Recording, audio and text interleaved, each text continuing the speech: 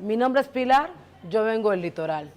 Llegué a Popayán con ganas de estudiar, pero la cosa no fue fácil cuando me empezaron a tratar de empleada y de puta, y yo creyendo que era por hablar. Pero yo con mi disgusto solo me puse a pensar de lo duro que es ser negra y mujer acá.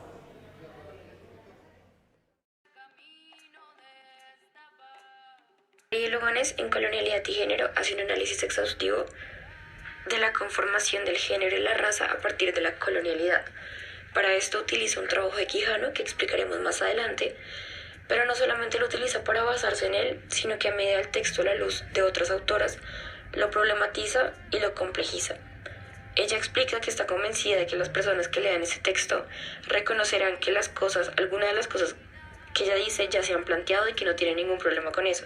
Sin embargo, que ella piensa que lo nuevo que aporta es el abordaje de la lógica de interseccionalidad y el entendimiento que le da a la mutualidad de la construcción de la colonialidad del poder y el sistema de género colonial y moderno. Lo principal también que ella explica al inicio de lo que quiere lograr con este texto es hacerlo ineludible, es decir, profundizar los temas para que no sean posibles de ser evadidos. De igual forma, explica que este proyecto lleva a cabo una investigación que acerca dos marcos de análisis que no han sido suficientemente explorados de forma conjunta. Primero, tiene un importante trabajo sobre género, raza y colonización, que constituye los feminismos de mujeres de color en Estados Unidos, feminismos de mujeres de tercer mundo y versiones feministas de las escuelas de jurisprudencia Lat Crit y Critical Race Theory. Además, menciona como segundo marco el de Aníbal Quijano ya mencionado anteriormente.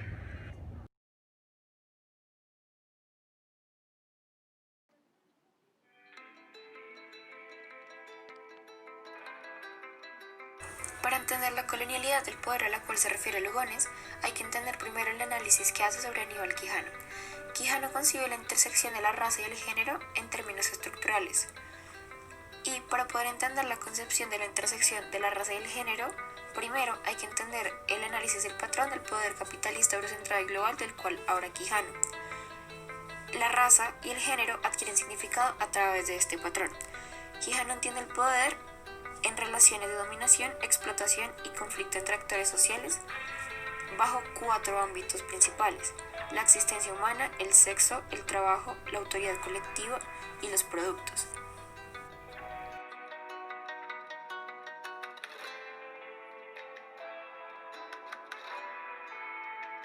Lugones afirma que la colonialidad del poder y la colonialidad del género mantienen una relación de constitución mutua, ya que la clasificación de la población en términos de raza es necesaria para la existencia del sistema de género del capitalismo eurocentrado global. A partir de esto es posible encontrar un lado oscuro y un lado claro en lo que Lugones denomina sistema moderno colonial de género. El lado visible claro construye las relaciones hegemónicas heterosexuales de género en los hombres y mujeres blancas burguesas. Por su parte, el lado oscuro oculto es sumamente violento. En este, los colonizados fueron reducidos a la animalidad. Asimismo, son racializados y engenerizados bajo categorías occidentales.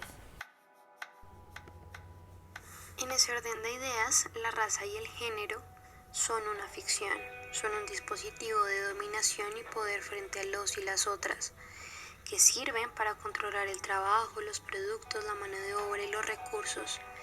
Es una herramienta para explotar a los otros, pues el poder está estructurado en relaciones de dominación, de explotación y de conflicto también entre los actores que se disputan el control.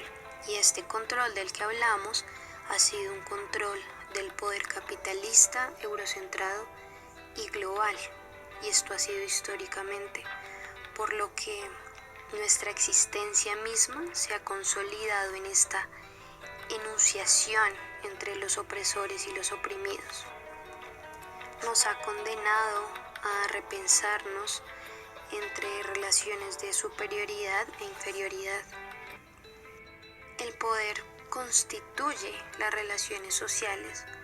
El poder permea todos los aspectos de la existencia social. y permite de esta forma el surgimiento de identidades sociales y geoculturales como por ejemplo América, Europa, lo europeo, lo indio, lo africano. Y estas identidades raciales son la expresión más profunda y duradera de la dominación colonial. Así, bajo la llegada de la modernidad y la educación bajo la hegemonía del capitalismo mundial, el eurocentrismo se naturaliza a partir de la experiencia de las gentes y empieza a perpetuar y a reproducir este patrón de poder. La naturalización de estas identidades raciales perpetúan y reproducen estas violencias sistemáticas. Por lo que nuevamente volvemos a la premisa de Lugones, que la raza y el género no pueden ser excluyentes entre sí. Hacen parte de un proceso binario, dicotómico y jerárquico, donde las categorías se piensan como homogéneas y que el dominante selecciona el grupo a su imagen, a su forma y a su medida. Lugones hace énfasis en esta construcción de categorías occidentales. Nos muestra un vacío entre las categorías mujer y negro. Mujer entendida como blanca, burguesa, sumisa, heterosexual y cuyo cuerpo está destinado a la reproducción. Por su parte, negro entendido como hombres machos de color colonizados. En este orden de ideas, las hembras no blancas son animales y seres sin género, ya que se les niegan las características de la femineidad. Así se les viole e imponga la heterosexualidad colonial por sus características biológicas.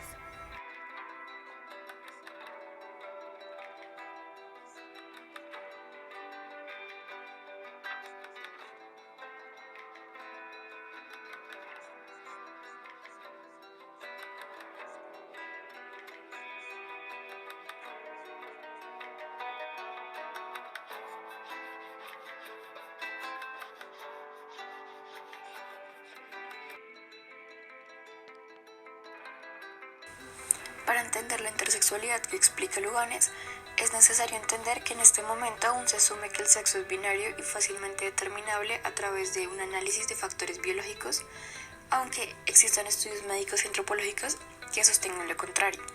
De igual forma, Lugones se apoya en Greenberg para explicar que en Estados Unidos y su historia, la ley aún no reconoce a los intersexuales a pesar de que alrededor del 1 al 4% de la población mundial es intersexuada. De igual forma, explica cómo con frecuencia los individuos intersexuales son convertidos de manera quirúrgica y hormonalmente en machos o hembras, es decir, tienen que estar en una clasificación o en la otra, sin poderlos dejar a ellos o decidir qué es lo que quieren ser o sencillamente dejarlos ser intersexuales. Esto resulta algo interesante de entender cuando se sabe, como explica Gunn Allen, que en distintas sociedades triviales con anterioridad a la colonización no había la necesidad de asimilarlos en la clasificación sexual binaria. Por lo tanto, es importante considerar los cambios que la colonización nos trajo para entender el alcance de la organización del sexo y el género bajo el colonialismo y al interior del capitalismo global y eurocentrado. De igual forma, es importante notar que la gente intersexual no es corregida ni normalizada por las diferentes tradiciones. Como lo hacemos con otras oposiciones, es importante preguntarse de qué forma el dimorfismo sexual sirvió y sirve para la explotación y dominación capitalista global eurocentrada.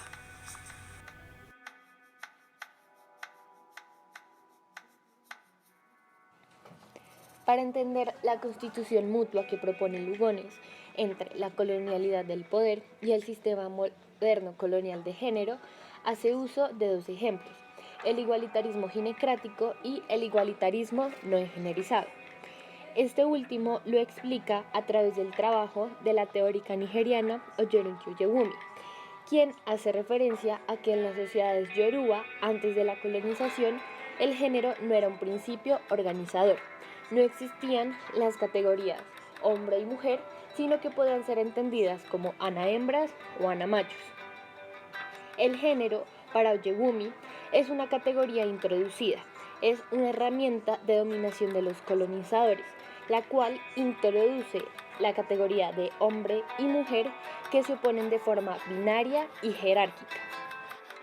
En este sentido, las mujeres son definidas con relación al hombre, son ese cuerpo que no tiene pene. La colonización fue un proceso de inferiorización racial y subordinación de género. Oyegumi hace énfasis en que esto no hubiera sido posible sin la colaboración de los machos yoruba colonizados. A partir de esto, Lugones afirma que, a diferencia de Quijano, la colonialidad del género fue un proceso de inferiorización cognitiva, política, económica y pérdida del control reproductivo de las mujeres, lo cual distancia de la posición estructural que él pronuncia. Por otra parte, el igualitarismo ginecrático se basa eminentemente en el respeto. Las comunidades piensan que la fuerza del universo es femenina y para las tribus ginecráticas nada es sagrado sin la bendición y la decisión femenina. Es importante resaltar que las relaciones son meramente horizontales, a diferencia del cristianismo, que es producto y consecuencia del colonialismo, donde la figura suprema es masculina. ¿Y qué implica que la figura suprema sea masculina? Que impone relaciones jerárquicas y patriarcales, lo que no hace el igualitarismo ginecrático, que está basado en cuidado mutuo de las otras y los otros de formas recíprocas y horizontales. Con la llegada del colonialismo, la primicia de lo femenino como creador fue desplazada por los creadores masculinos. Se destruyeron todas las instituciones del gobierno tribal y la gente es expulsada de sus tierras y de su sistema ritual y son transformadas en dependientes de las instituciones blancas para su supervivencia. Sin ginecracia, ahora lo que prevalece es el patriarcado para la supervivencia y la dominación masculina. Cambia totalmente la estructura del clan para que sus lideresas sean reemplazadas por figuras masculinas. Es fundamental resaltar que la desginecratización requiere el control de la información y de la imagen, pues los indios se patriarcalizaron y se volvieron pueblos sometidos. Nuevamente concluimos que con la colonización se da la inferiorización racial y la subordinación de género. Bien, María Lugones propone la interseccionalidad entre raza y género porque dice que debe existir una inseparabilidad entre la colonialidad del poder y la colonialidad del género, porque al verse estos conceptos y estos procesos históricos de manera independiente, se pueden perpetuar discursos hegemónicos feministas, principalmente liderados por Occidente. Entonces, lo que pretende esta interseccionalidad es ver la profundidad histórica y el alcance destructivo del colonialismo e intentar hacer visible los sometimientos que ha sido consecuencia de este colonialismo. Es casi una invitación a rechazar el sistema de género y las violencias sistemáticas arraigadas a la raza, porque en efecto las mujeres de color, las indígenas y las mujeres racializadas no han aceptado la invasión colonial pasivamente. Por esto el feminismo debe rechazar la imposición colonial. Para llevar a cabo una transformación en las relaciones comunales que nieguen estas categorías binarias impuestas por Occidente, como son la raza entre lo blanco y lo no blanco, la clase entre el proletario y el burgués, y el género entre lo que debe ser un hombre y una mujer.